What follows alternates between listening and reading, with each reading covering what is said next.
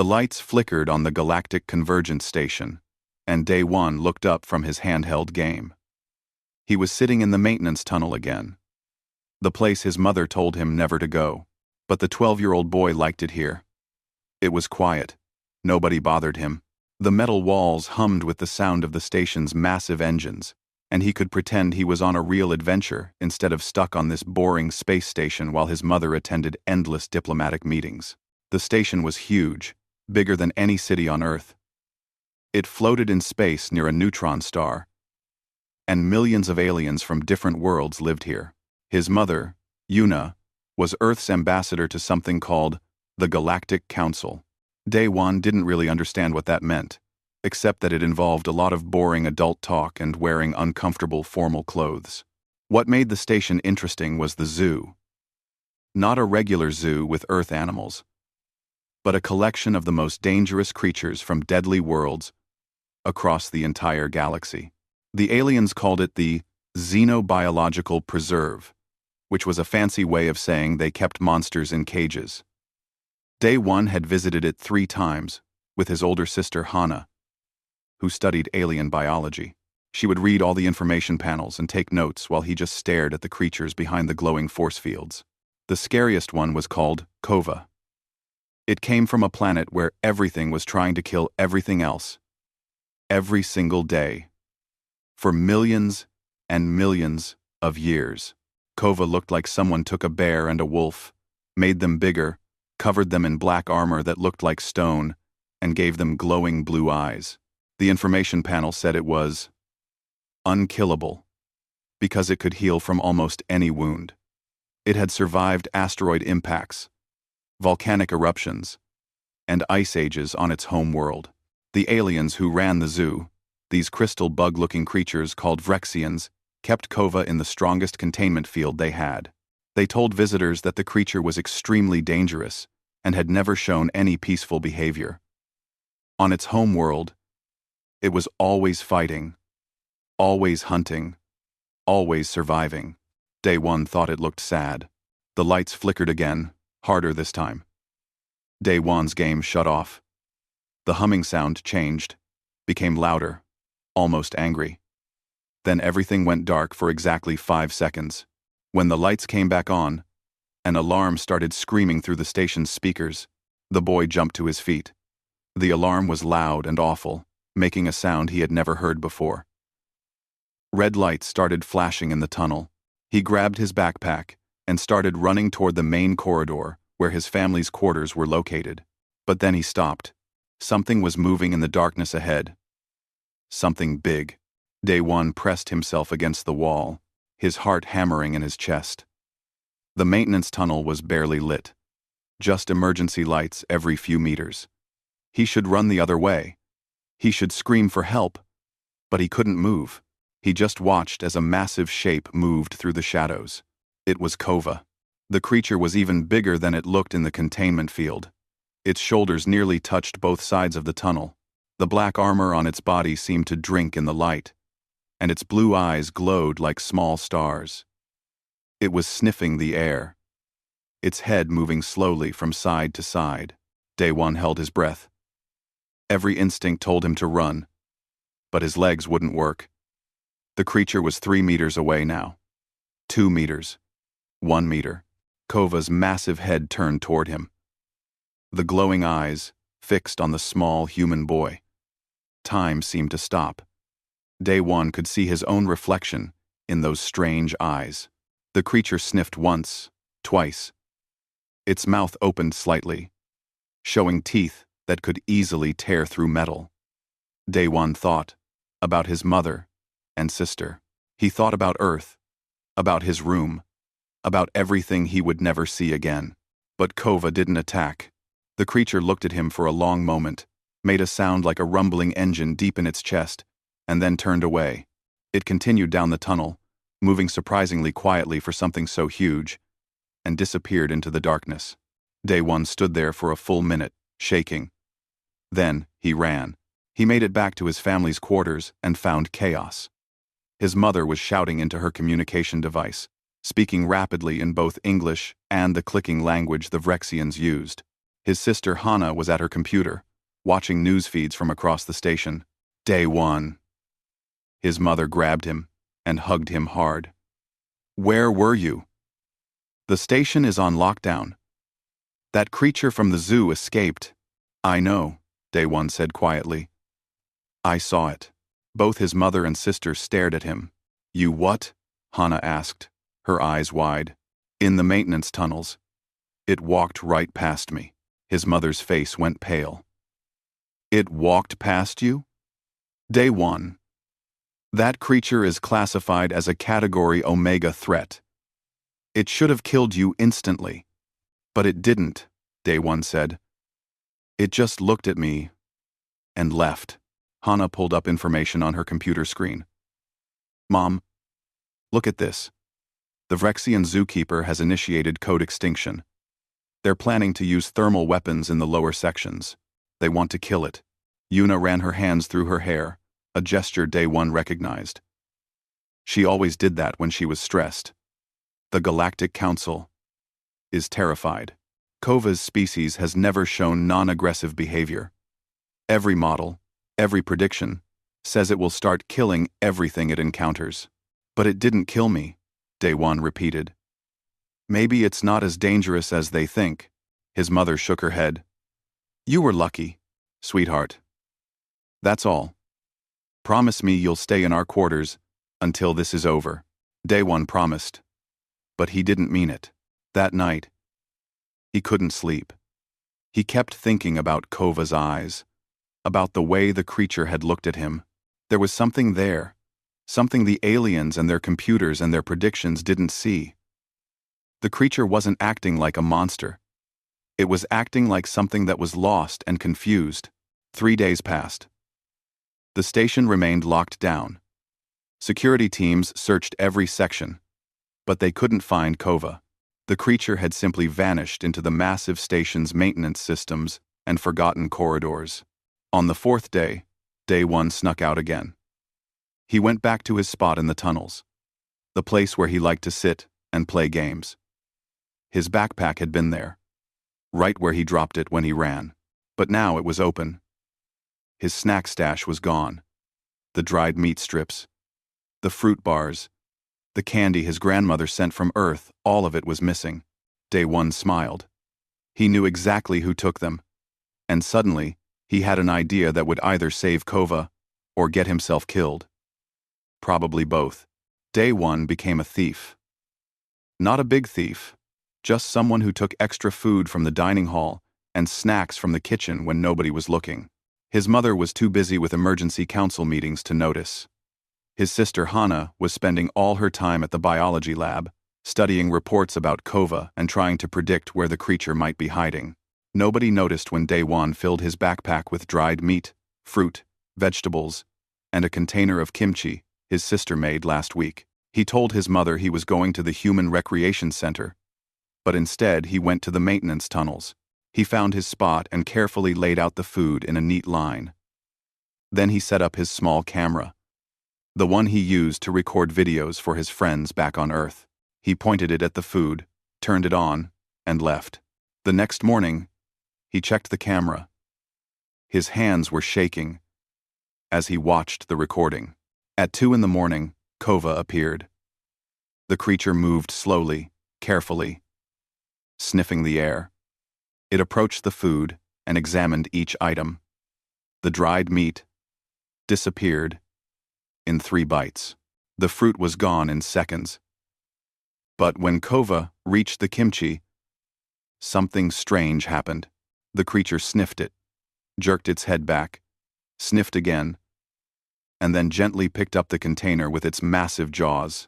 Instead of eating it, Kova started tossing it in the air and catching it, like a dog playing with a toy. The unkillable beast from the most dangerous planet in the galaxy was playing with fermented vegetables. Day 1 laughed so hard he had to cover his mouth to stay quiet. He left more food that night, and the next night, and the night after that. Each time, he watched the recordings. Kova always came. The creature ate everything except the kimchi, which it played with for exactly 10 minutes.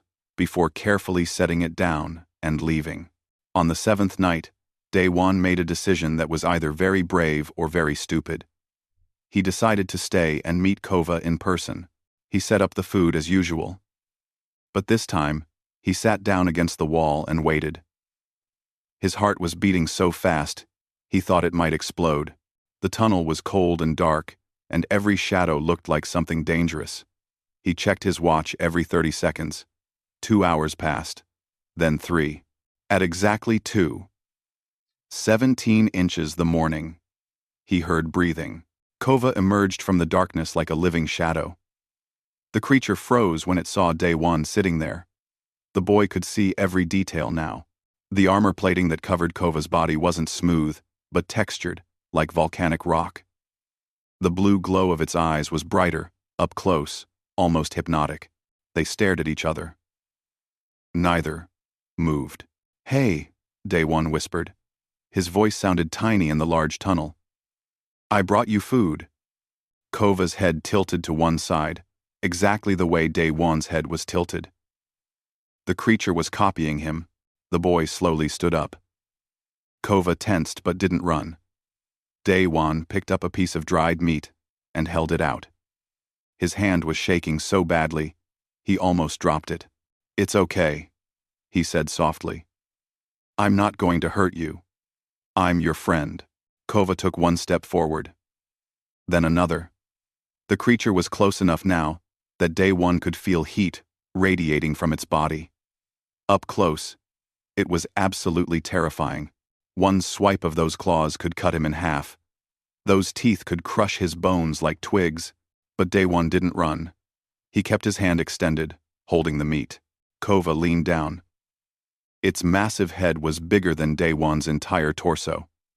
The creature sniffed his hand, his arm, his chest, his hair. Then, very gently, it took the meat from his palm. The teeth never touched his skin. Day One let out a breath he didn't know he was holding. Kova ate the meat and made that rumbling sound again, the one the boy had heard during their first encounter. It wasn't aggressive. It sounded almost like purring. "You're not a monster, are you?" Day One asked. "You're just scared and alone."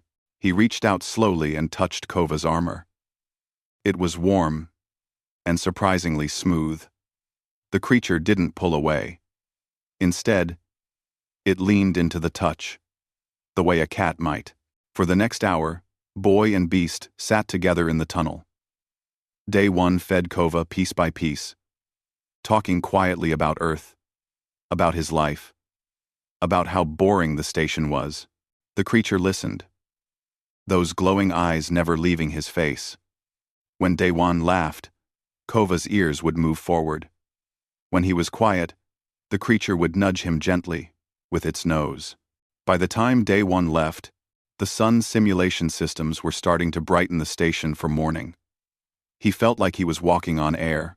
He had just made friends with the most dangerous creature in the galaxy. But when he got home, his sister was waiting. "Day One," Hana said, her voice tight with anger and fear. "I need to see your camera." The boy's stomach dropped.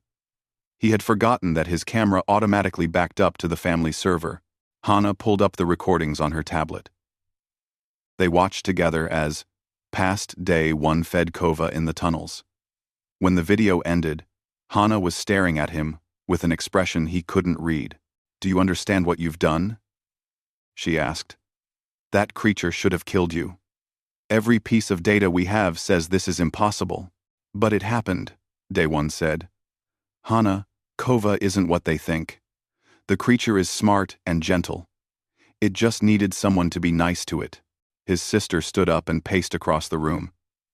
She was doing her thinking walk, the one she did when facing a difficult problem in her studies. Finally, she stopped and looked at him. "You cannot tell, Mom. Not yet. If the council finds out, they'll send soldiers immediately. They'll kill Kova without hesitation. Then help me prove they're wrong." Day One pleaded. "You're a biologist. You study this stuff. Help me show everyone that Kova can be peaceful." Hana was quiet for a long time. Then she sighed. You have 48 hours. 2 days to prove that creature isn't a threat. But day 1, if I think for 1 second that you're in real danger, I'm telling Mom and the council immediately. Understood? Understood. Day 1 agreed. And one more thing, Hana added. I'm coming with you tonight. I need to see this with my own eyes and collect some data. That night, both siblings went to the tunnel. Hana brought scientific equipment, scanners, sensors, recording devices that measured everything from heart rate to brain activity. Day 1 brought food and his usual cheerful attitude. When Kova arrived, the creature stopped at the sight of 2 humans instead of 1. Its body tensed, ready to run or fight. It's okay, Day 1 said. This is my sister. She's nice. She's family. He walked forward and held out his hand. After a moment, Kova approached and nuzzled his palm. Day 1 turned to the creature and pointed at Hana. Sister? Family? Friend? Kova looked at Hana. The girl stood very still, trying not to show fear, even though her heart was racing. The creature moved toward her slowly, sniffed her the same way it had sniffed Day 1 their first meeting, and then made the rumbling sound. Hana let out a shaky laugh. Okay. Over the next 2 hours, she ran every test she could think of. She measured Kova's responses to different stimuli, tracked the creature's body language, and recorded every interaction. What she found amazed her. Kova wasn't just smart. The creature was learning at an incredible rate. By the end of the night, it understood basic commands. When Day 1 said, "Sit," Kova sat. When he said, "Stay," the creature stayed, even when the boy walked to the other end of the tunnel. This is impossible, Hana kept muttering as she reviewed her data. This completely contradicts every behavioral model. Kova's species is supposed to be incapable of pack bonding or domestication. Maybe they were wrong, Day 1 said, scratching behind Kova's ears. The massive creature was lying down now, its huge head resting on the boy's lap. Maybe they just never tried being nice. As they walked home that night, Hana was unusually quiet. Finally, she spoke. Day 1. If we can prove this, if we can show that environmental factors change behavior this drastically, it could revolutionize everything we know about xenobiology. But we need more time. Xenobiology. So we keep this secret? Day 1 asked. For now, Hana agreed. But eventually, we're going to have to tell Mom. And when we do, we better hope the council listens. The days turned into weeks, and Day 1 and Hana fell into a routine. Every night, they snuck food to Kova. Every night, they spent hours with the creature in the abandoned tunnels. And every night, Hana collected more data that challenged everything the galaxy thought it knew about dangerous species. The station was still on lockdown. Security teams searched constantly, using thermal sensors and motion detectors. But Kova seemed to understand the danger. The creature stayed hidden during the day, only coming out when Day 1 called softly into the darkness. Hana discovered something remarkable in her 3rd week of observation. Kova wasn't just intelligent, the creature was learning human language at an astonishing rate. It now understood over 50 words and could follow complex commands. When Day 1 said, "Hide," Kova would vanish into the shadows. When he said, "Friend," the creature would approach peacefully. When he said, "Danger," Kova would position itself protectively in front of both humans. But keeping the secret was getting harder. Their mother, Yuna, was becoming suspicious. "You two have been acting strange," she said one morning at breakfast. "Sneaking out at night, whispering to each other. Is something going on? Just working on a school project together." Hana lied smoothly, studying nocturnal behavior patterns in station wildlife. Nocturnal. 7. It wasn't a complete lie. They were studying nocturnal behavior, just not the kind their mother imagined. The real danger came from the Galactic Council's increasing aggression. The insectoid security forces, led by a species that looked like giant armored beetles, were authorized to use thermal weapons in the lower sections. They planned to pump heat into the maintenance tunnels until anything living down there either came out or died. Day 1 and Hana had to relocate Kova 3 times in 1 week. They found an abandoned hydroponics bay, a large room where plants used to grow before it was shut down for repairs. It was perfect, lots of space, water still running through some pipes, and far enough from the main sections that security rarely checked it. Kova adapted to the new space immediately. The creature seemed to like the greenery, even though most of the plants were dead. Day 1 brought seeds from the dining hall, and Hana helped plant them. Within days, small shoots were growing. Kova would lie among them, looking almost peaceful. One night, something happened that changed everything. Day 1 was climbing through a narrow access pipe to reach the hydroponics bay when his hand slipped. He fell 3 meters and landed hard on a piece of sharp metal. Pain exploded through his left hand. Blood was everywhere. He tried not to scream, biting his lips so hard he tasted copper. Hana was behind him in the pipe and couldn't get to him quickly. But Kova heard his gasp of pain. The creature appeared from the shadows, moving faster than Day 1 had ever seen. Those glowing blue eyes locked onto the blood, onto the wound. The boy's heart froze. Would Kova attack now? Did blood trigger some predatory instinct? But instead of attacking, Kova very gently took Day 1's injured hand in its mouth. The boy felt the creature's tongue, rough but careful, licking the wound clean. It didn't hurt. Actually, it felt warm and tingly. Hana finally reached them and pulled out her first aid kit. But when she cleaned away the remaining blood, she gasped. The cut was already healing. Not slowly, like human wounds usually did, but visibly closing right before their eyes. "What did you do?" Hana whispered to Kova. The creature just made its rumbling sound and nuzzled Day 1's shoulder. That night, Hana analyzed the boy's blood under her portable microscope. What she found made her hands shake. There were foreign proteins in his bloodstream, proteins that matched Kova's saliva. The creature's healing abilities weren't just for itself, they could be shared. "Do you understand what this means?" Hana asked, pacing excitedly in their quarters while Day 1 tried to sleep. Kova's biology could revolutionize human medicine. Those regenerative proteins could save millions of lives. "But we still can't tell anyone," Day 1 said tiredly. "They'll take Kova away and put the creature back in a cage. Or worse, they'll kill it and just study the body." Hana sat down heavily on her bed. "I know. But Day 1, we can't hide this forever. Mom is getting more suspicious every day. The council is getting more aggressive. Eventually, someone will find Kova. Then we have to make them understand that Kova isn't dangerous," Day 1 said. "We have to show them the truth." Day 1. Day 1.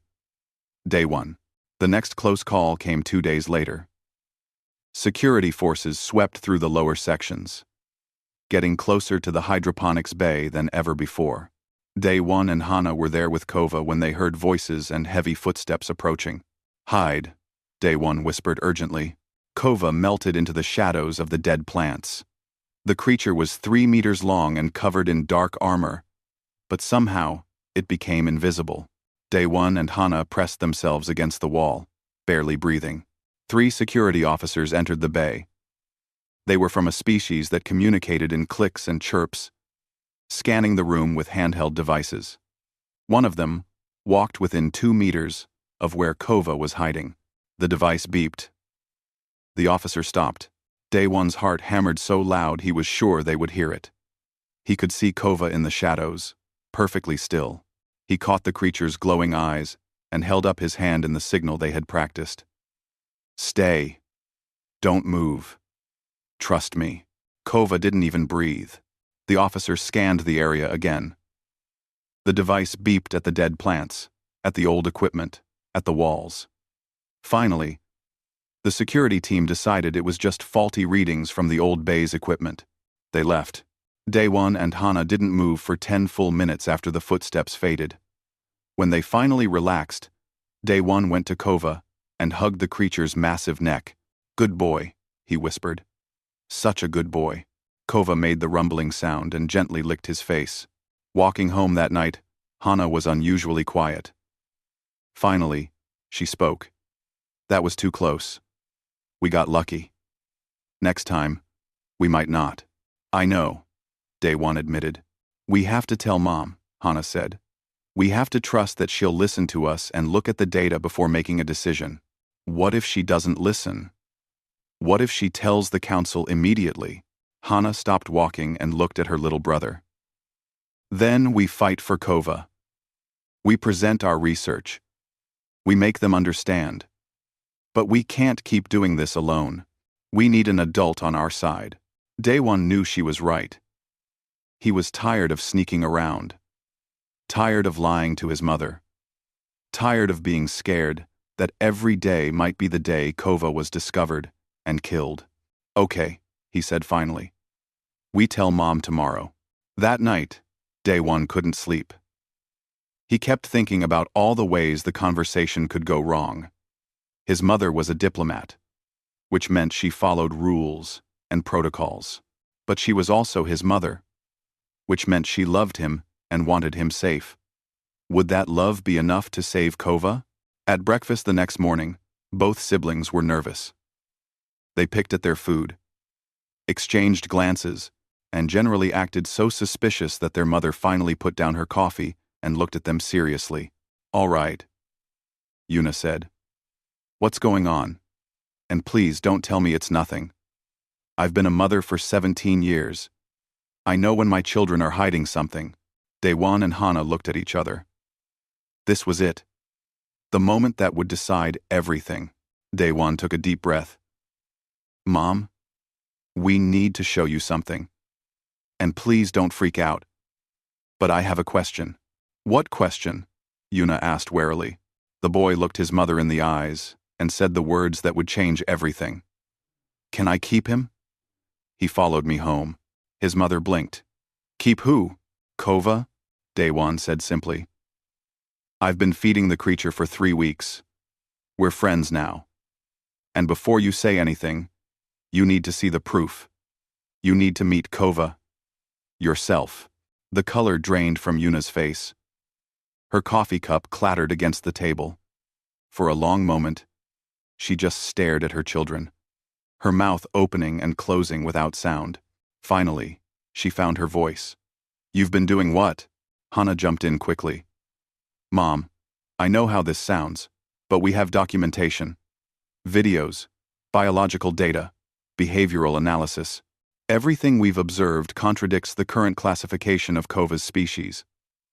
The creature isn't aggressive in a non-survival environment. It's actually remarkably gentle and highly intelligent." "Gentle?" Yuna stood up, her voice rising. "That thing is classified as a Category Omega threat. It's from a death world where everything is designed to kill. And you've been sneaking out to play with it like it's some kind of pet?" "Mom, please," Daewon said. "Just come with us. Meet Kova. See the truth for yourself. Then you can decide what to do." His mother looked at both of them, her expression cycling through anger, fear, disbelief, and finally, reluctant curiosity. "If I agree to this insanity, and that's a big if, what exactly are you asking me to do?" "Come to the hydroponics bay tonight," Hana said.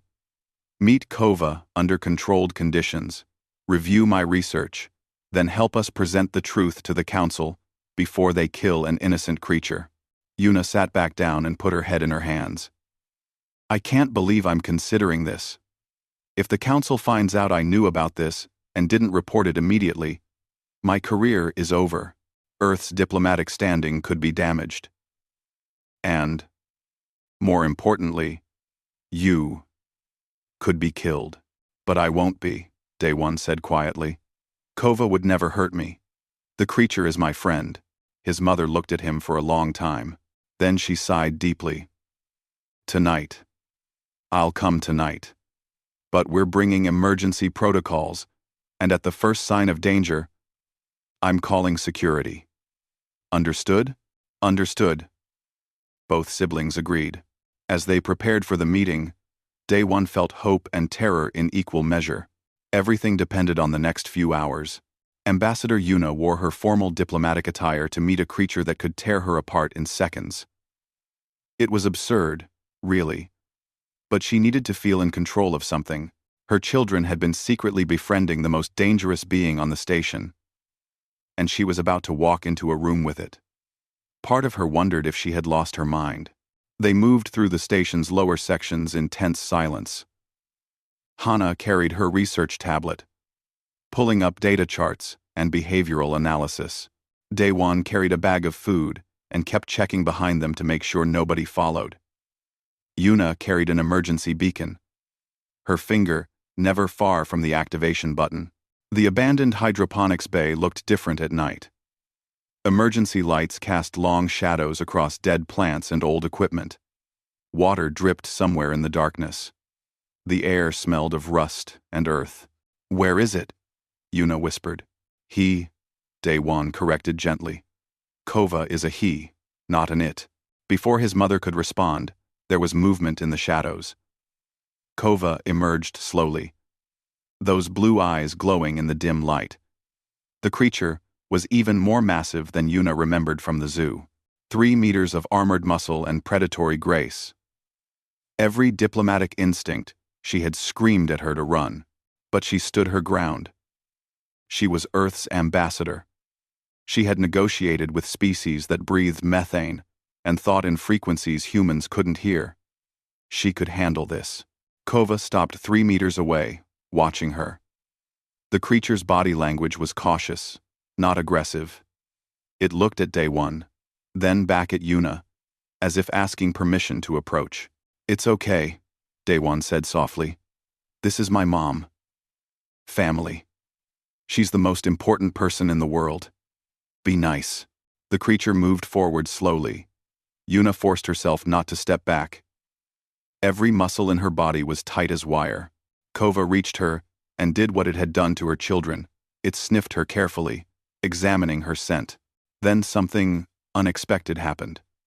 Kova made a sound, that rumbling purr-like noise, and very gently pressed its massive head against Yuna's chest. The gesture was unmistakable. It was the same thing Earth cats did when they wanted affection. Yuna's hand moved almost on its own. She touched the creature's armor plating, feeling the warmth, the texture. Kova leaned into the touch. "Oh," Yuna breathed. "Oh my God." For the next 2 hours, Hana presented her research, while Daewon demonstrated Kova's training. The creature obeyed every command. It sat, stayed, rolled over, played fetch with a piece of old equipment. When Yuna asked it to move away, Kova moved. When she asked it to approach, it approached. The key finding, Hana explained, showing graphs on her tablet, is that Kova's aggression on its homeworld was environmental. The creature evolved in constant survival mode. Every moment was life or death. But here, with regular food and no predators, that behavior completely changed. Kova isn't naturally aggressive. The creature was stressed and traumatized. Yuna sat down on an old crate, processing everything.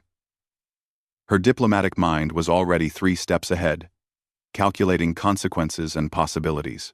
If we report this, the council will want Kova terminated immediately. They won't believe behavioral data from 2 humans, especially when one of them is a child. 1-2. Then we make them believe, Daewon said. We show them what Kova can do. We prove the creature isn't dangerous. And how exactly do you propose we do that? His mother asked.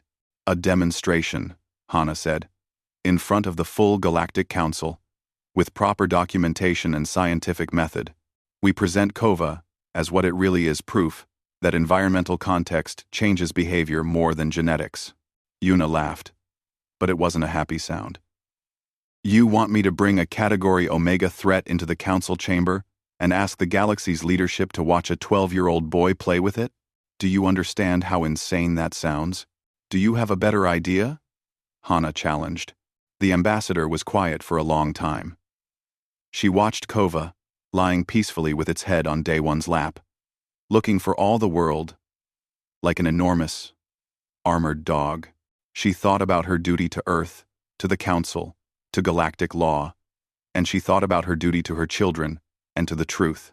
If we do this, she finally said, we do it properly.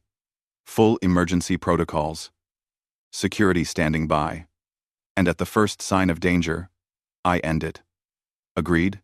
Agreed, both children said. The next 3 days were a whirlwind of secret preparations. Yuna used her diplomatic authority to call an emergency council session, claiming she had critical information about the Kova situation.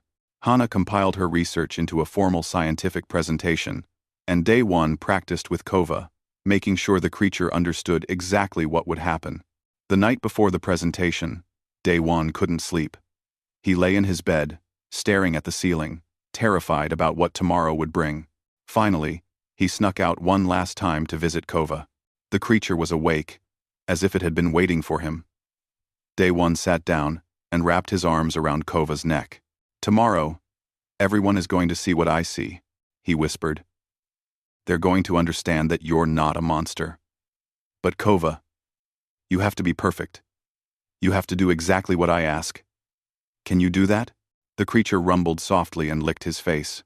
I'm scared, Day One admitted. What if something goes wrong? What if they try to hurt you? Kova pressed closer, as if trying to comfort him. The boy stayed there for an hour, drawing strength from his friend. The council chamber was huge and intimidating. Representatives from 47 species sat in rising tiers around a central floor.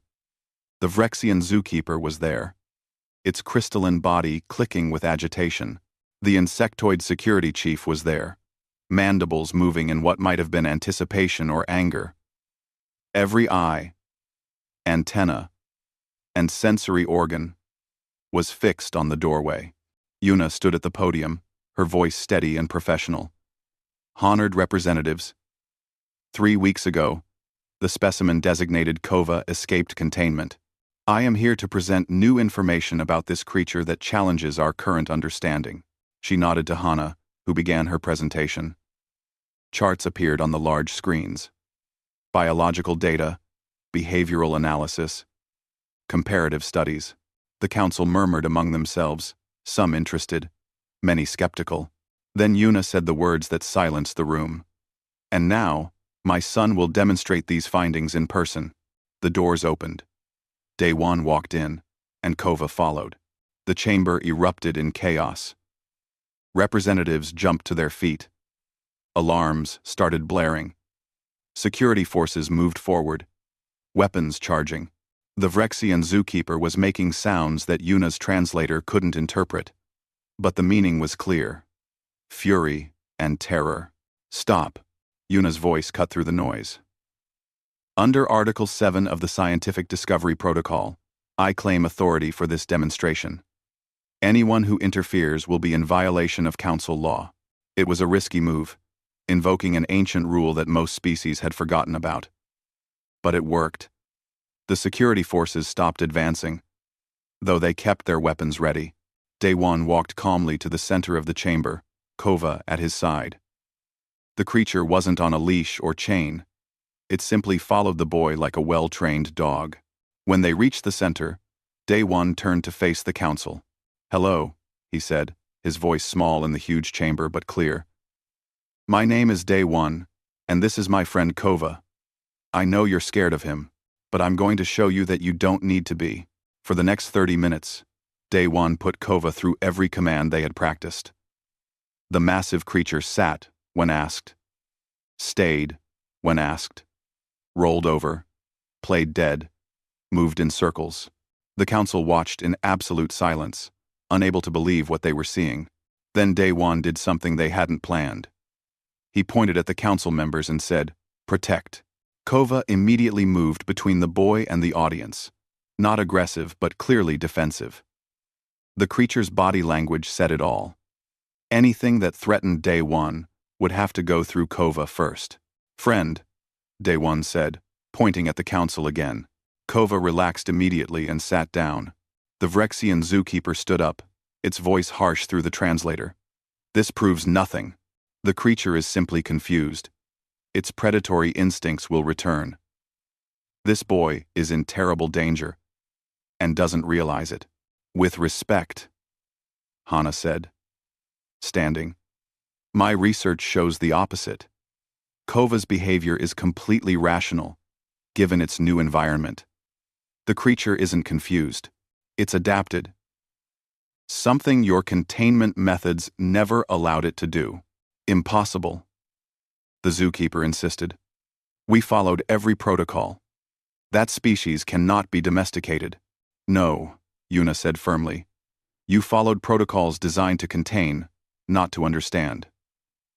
You kept Kova in constant stress, and it behaved accordingly. My children offered friendship, and the creature responded in kind. The council debated for hours. Some wanted Kova destroyed immediately. Others wanted the creature studied further. The insectoid security chief argued that this was too dangerous to allow. Several species representatives pointed out that if this was real, it changed everything they thought they knew about behavioral classification. Finally, the council head, an ancient being from a species that looked like living crystal, spoke. We will vote. But first, one question for the human child. Why did you do this? Why risk your life for a creature the galaxy fears? Day One looked up at Kova, then back at the council. Because he was lonely and scared, just like I was when we first came to this station, and because sometimes the scary things just need someone to be kind to them. The vote was close. Very close. But in the end, the council decided Kova could live. However, there were conditions. The creature would remain under human supervision at all times. Regular behavioral assessments would be required. And if Kova showed any sign of reverting to aggressive behavior, the creature would be terminated immediately. As they left the chamber, Day One hugged Kova tightly. They had won. His friend was safe. News traveled fast in the galaxy. Within days, every civilized world had heard the story of the human child who tamed Kova, the unkillable beast. Some species celebrated it as a triumph of science over fear. Others saw it as proof that humans were dangerously unpredictable. And a few, very old, very wise species looked at the news and thought, we should have seen this coming. Day One woke up one morning to find himself famous. His face was on news broadcasts across 47 worlds. Messages flooded in from researchers, politicians, and ordinary beings who wanted to know how he did it. Some marriage proposals even arrived from species he had never heard of, which his mother quickly deleted while trying not to laugh. But fame wasn't what interested Day One. He was just happy that Kova could walk freely through the station now. The creature had its own quarters next to the family's living space, though it usually slept in Day One's room, curled up at the foot of his bed like an enormous, armored cat. Life on the station changed in strange ways. At first, other residents were terrified when they saw Kova in the corridors. They would press themselves against walls, activating emergency beacons, and generally acting like death itself was walking past them. But after a few weeks of watching the deadly monster follow a 12-year-old boy around like a loyal pet, fear turned to curiosity. Children from other species started asking to pet Kova. The creature was patient with them, letting small beings climb on its back and pull its ears. Adult beings began to realize that maybe, just maybe, they had been wrong about more than just this one creature. The real changes started when the Vrexian zookeeper approached Yuna with an admission that must have been painful to make. Ambassador, the crystalline being said, its translator making its voice sound apologetic. We need to discuss the other specimens in our preserve. Kova was not the first to show unusual behavior changes near human areas of the station. We have documentation of several creatures becoming less aggressive when housed in sections adjacent to human quarters. Yuna invited the zookeeper into her office. Hana was there too, eager to hear more. The Vrexian showed them files they had kept classified, data they had dismissed as equipment errors or anomalies. A creature from a world of endless storms had stopped its destructive behavior when station maintenance workers started playing human music near its enclosure. A pack hunter from a frozen death world had begun responding to simple commands from the human janitor who cleaned near their space. A poisonous serpent creature had wrapped protectively around a human researcher who fell near its tank. We ignored the pattern, the Vrexian admitted. It seemed impossible. But now, with Kova, we cannot ignore it anymore. There is something about human behavior, human scent, human interaction, that affects creatures from high-stress environments in ways we do not understand. Hana pulled up research she had been doing since the council demonstration. I think I know why. Humans evolved on a death world too. Earth isn't as extreme as some planets, but for millions of years, we survived by doing something unique. We domesticated other predators. We made friends with wolves and turned them into dogs. We befriended cats, horses, birds of prey. We learned to see past the teeth and claws to the intelligence underneath. And these creatures recognize that? The Vrexian asked. Maybe, Hana said. Or maybe it's simpler. We smell like persistence hunters because that's what we are. We move like pack animals because we are pack animals. To creatures from similar environments, we read as something familiar. Something safe. Not prey, not predator, but potential family. The implications were staggering. Within weeks, the Galactic Council established a new program. Human handlers were requested for the preserve's most difficult specimens. The response from Earth was overwhelming. Thousands of people volunteered, eager to work with creatures the galaxy had written off as too dangerous. Day One watched all of this with mixed feelings. He was glad other creatures would get the chance Kova had, but he worried that people would treat it like just another job, not understanding that it required real friendship, real trust. His concerns were addressed when Ambassador Yuna received an official communication from the Galactic Xenobiology Academy. They wanted Day One to enroll as a special student, the youngest candidate in the Academy's history. He would study interspecies bonding and behavioral adaptation, and Kova would come with him, as both companion and subject of study. You don't have to accept, his mother said, watching him read the invitation. You're only 12. This is a lot of responsibility, but it's what I want. Day One said. I want to help more creatures like Kova. I want to show the galaxy that scary things can be friends, if we just give them a chance. Yuna hugged her son. When did you get so wise? I learned from the best, he said, smiling at both his mother and sister. The night before they left for the academy, something happened that changed everything one more time.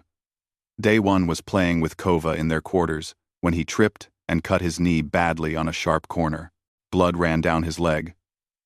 Before Hana could get the first aid kit, Kova was there, gently licking the wound clean. But this time, Hana was watching closely with her scanners. What she saw made her gasp. Day One, don't move. Keep Kova right there. She ran every test she could think of, collecting samples of the creature's saliva, scanning the wound as it healed at an impossible rate. When she had analyzed everything, she sat down heavily, her hands shaking. This isn't just accelerated healing, she said quietly. Kova's saliva contains proteins that could treat human diseases we've never been able to cure. Cancer, genetic disorders, organ failure, all of it. What are you saying? Day One asked. I'm saying that befriending Kova might have just saved millions of human lives, maybe billions across all species. The discovery made headlines across the galaxy. Suddenly, the story wasn't just about a boy and his pet. It was about the potential to revolutionize medicine for every species in the Council. Research teams arrived from dozens of worlds, all wanting to study Kova's unique biology, but they had to follow strict rules. Kova would never be caged again. The creature would never be separated from Day One. All research had to be approved by both the boy and his friend, and if Kova showed any signs of stress, everything stopped immediately. The creature handled it all with remarkable patience, as if it understood how important this was. Kova would sit still for scans, allow samples to be taken, and let researchers study its behavior. But every night, it returned to Day One's side, and the boy would tell it stories about Earth until they both fell asleep. Other changes rippled across the galaxy. Species that had classified each other as dangerous began requesting human mediators. The preserve started receiving requests to transfer dangerous specimens to human facilities.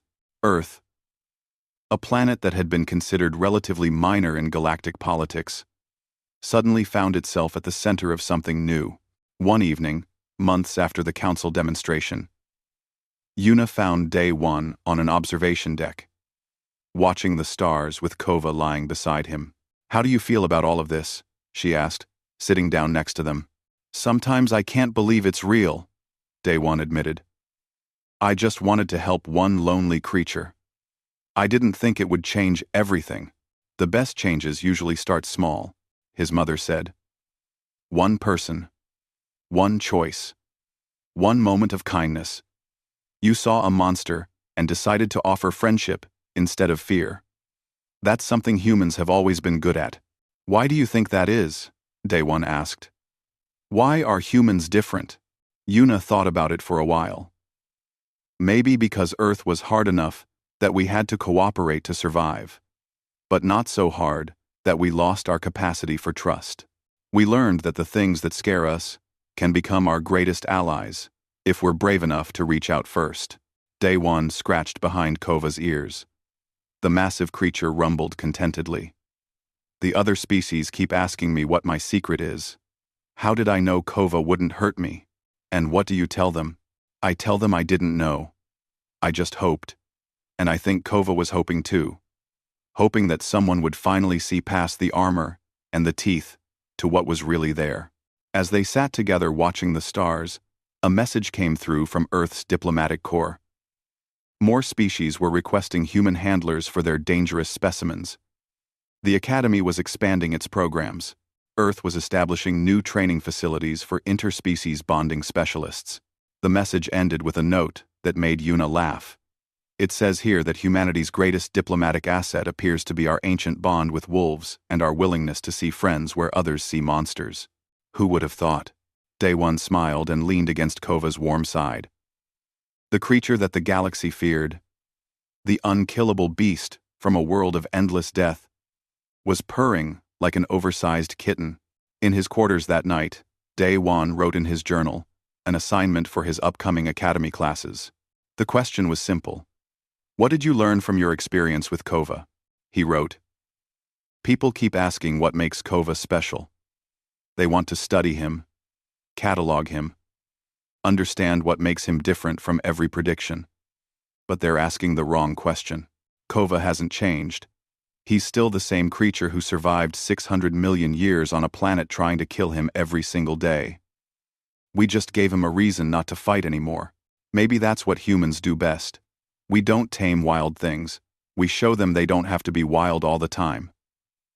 Kova didn't follow me home. I gave him a home to follow me to. And that made all the difference." He paused, then added one more line. "The galaxy is full of scary things. But maybe they're only scary because nobody tried being their friend yet." Kova, reading over his shoulder in that way the creature had developed, made the rumbling sound that Day One now recognized as approval. The boy hugged his friend, feeling grateful for that first night in the tunnels when he made a choice that seemed crazy to everyone else. He chose kindness over fear, trust over safety, and friendship over everything. And the unkillable beast, who had spent its entire life fighting to survive, finally learned what it felt like to be loved. Years later, when Day One graduated from the Academy as the galaxy's youngest xenobiologist, he would look back on that moment in the tunnels as the turning point. Not just for him or Kova, but for humanity's place in the galactic community. Because they proved something that changed everything. The scariest monsters sometimes just need someone brave enough to say hello first. And maybe, just maybe, that was humanity's real gift to the galaxy. Not violence or technology or strength, but the simple willingness to offer kindness to things that scared them. To see the friend hiding inside the monster. To give home to the homeless. To say, "Can I keep him?" when everyone else said, "Run away." That was the unkillable truth that would echo across the stars for generations to come.